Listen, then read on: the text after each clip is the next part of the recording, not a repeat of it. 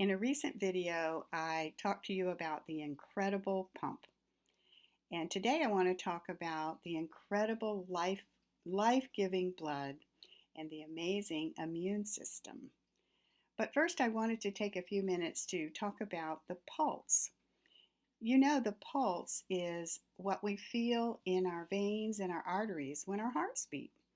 And you can feel your pulse, and I think you saw this in the video, by holding your two fingers up to your wrist and right about this place here, and you can feel the beating there. And that beating is actually the beating of your heart. So I wanted to go over that with you. But also, I wanted to do a little fun activity with you that I usually do in class, and I wish I could do it with you now, but maybe we can do it together as a little experiment now. What I want you to do is this demonstrates how gravity actually has an effect on our circulatory system. So let's do this little experiment together. Take one of your arms and raise it as high as you can, straight over your head, and reach up. And then take the other one and point it to the ground. So you have one hand up high, reaching high, and one pointing to the ground. Now I want you to count 1 minute. I want you to count to 60 and keep it up there. Keep it way up high and keep the other one way down low. And you can pause the video and count to 60. All right, or even a little higher if you want to. Okay, and then when you've finished counting, I want you to look at the palms of your hands. Look at the palms of your hands. I don't know if you can see mine. Look at the palms of your hands. Is one a little bit darker than the other? That's because gravity was pulling the blood down towards the ground. And the other one might seem a little lighter because it was actually pulling the blood away a little bit from the other hand. Isn't that neat? I think that's kind of fun to do. Anyway, so now we're going to talk about the blood and the immune system as we look at some notes together. So look at that with me now, please.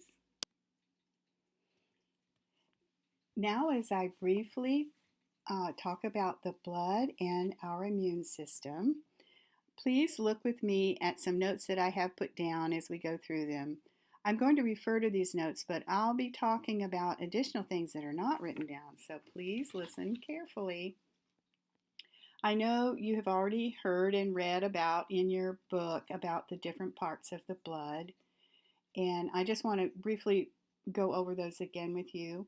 The red blood cells carry the oxygen and the nutrients to the cells and carry away carbon dioxide and waste products. These cells actually only live about 4 months. The red blood cells only live about 4 months. And then they're replaced by new blood cells created from the bone marrow. Isn't that interesting? Bone marrow produces red blood cells. And then the next type of cell are the white blood cells. There are actually approximately 700 red blood cells for every one white blood cell. That's amazing too. The white blood cells fight disease and viruses in our bodies. They produce antibodies, which we'll talk about in a moment, that protect our bodies from bacteria and viruses that they recognize as harmful to us. And then thirdly are the platelets, and they are made up of tiny fibers that create a sticky substance that forms a web and traps the blood cells, forming a scab. This scab keeps the blood from bleeding too much when we cut ourselves. I call it God's Band-Aid. It's amazing how the platelets do form that way and stop the bleeding. These first three are actually the solid parts of the blood, the solid parts. And then finally, we have the plasma. And this is the liquid part. The plasma is the liquid part of the blood. The plasma is the yellowish liquid that carries the blood cells through the body. It makes up a large part of the liquid in the blood and contains the nutrients from the food we eat, taking it to all of our cells. So I just wanted to go over those main parts of the blood. And now let's talk about our immune system.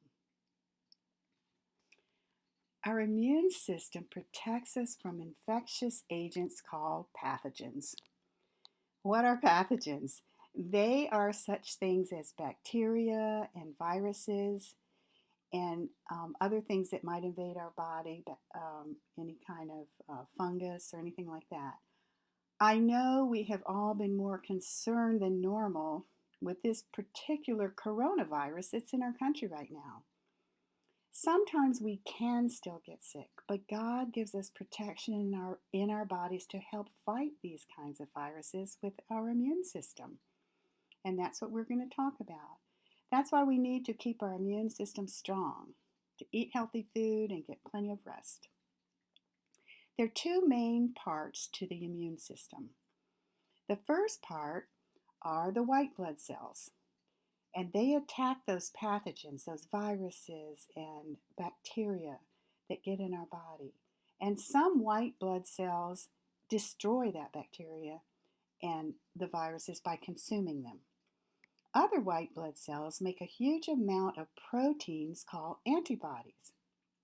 And these antibodies travel through the blood looking for bacteria and viruses to help destroy, kind of like an army looking for the bad guys. And then the second important part of the immune system are the barriers. A barrier is something that protects, like a wall around a city. A barrier would be a wall around a city that protects that city.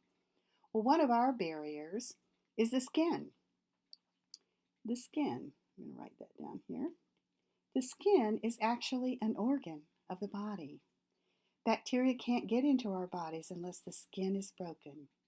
It protects us in this way, and in this way it is a good barrier to our bodies. Another barrier is our stomach acid. The stomach acid kills bacteria or anything that might get its way to our stomach. It's strong and it definitely kills different things that might get into our stomachs. Another barrier. And finally, the third barrier is our mucus and mucous membranes that are in our nose, in our throat, and our respiratory tract. And I know when I'm in class, kids always say, oh, that's gross. But it's so important because the mucous membranes, the mucus catches dust and dirt particles and germs that might be in the air that could get their way down into our lungs. So we have three ways that God has given our bodies, that are barriers, that they have to get through. Bad viruses and things have to pass through either one of these three. Another thing I wanted to talk about are vaccines. Vaccines are man-made preventatives against disease. They contain dead or weakened bacteria or viruses. And these get introduced into the body sometimes by a shot or sometimes by liquid. That's what a vaccine is. It's these weakened or dead bacteria that they put into the body so that the body recognizes them as invaders, even though they can't do us much harm because they're weak or they're dead.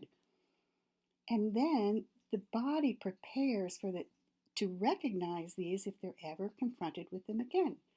These vaccines prepare the body to fight future diseases by building up these antibodies in the white blood system. Antibodies in the white blood cells. So our immune system sees these invaders and builds up defenses to fight them. And then the next time they see these invaders appear, when maybe we get exposed to a disease, they recognize them and they can fight them off. So that's what a vaccine is. And I want to tell you a quick little story about me when I was growing up. When I was a little girl in elementary school, there was a terrible disease going around called polio. It was very cruel disease. It mostly affected children. It crippled them, paralyzed them, and caused great harm to children. And my mother saw this happening all around us, and they came out with a vaccine that they had tested quite a bit. They had given it to other people, adults, and they had tested it to the point that they were ready to let it be used in an experimental form in the public schools and give it to lots of children. And so my mother volunteered me as a polio volunteer, and I was given the polio shot vaccine because she knew how terrible this disease was and didn't want it to affect us in any way. And so it was successful, and I never got that disease of polio. So I'm very thankful for that. But it's really funny that I was one of the volunteers. I even have a little card that shows I'm a polio volunteer. Anyway, God made our bodies to have such an amazing way in our circulatory system to get nutrients and oxygen to every cell in our body through our blood system. And He also gave our bodies a way to defend itself against things that can hurt us in our immune system. Our God is awesome, and He made our bodies awesome too.